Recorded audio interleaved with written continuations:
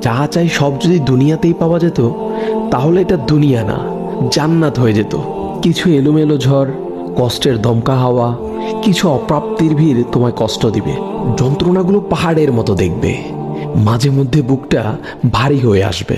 তবে কখনোই হতাশ হইও না, ভেঙে পড়ো না, কারণ এটাই দুনিয়া। এখানে সব চাওয়া পূরণ হবার নয়। মন যা চায় তাই যদি পেতে চাও, তবে অবশ্যই তোমায় জান্নাতে যেতে হবে। সেখানে তোমায় আর কোনো কষ্টই ছুতে পারবে না। এই যে ছোটখাটো কষ্টগুলো তোমায় আঘাত করে, এগুলো মূলত তোমায় জান্নাতের নিকটবর্তী করে এবং আল্লাহর সন্তুষ্টির দিকে দ্রুত গতিতে নিয়ে যায়। আর এখানে সুখ দুঃখ কোনোটিই স্থায়ী নয়। এখানকার সবকিছুই সাময়িক, আর আখেরাত হলো চিরস্থায়ী। সেখানকার সুখ দুঃখ চিরস্থায়ী। ক্ষণস্থায়ী কষ্টগুলোর ব্যাপারে অত চিন্তা করে কি লাভ?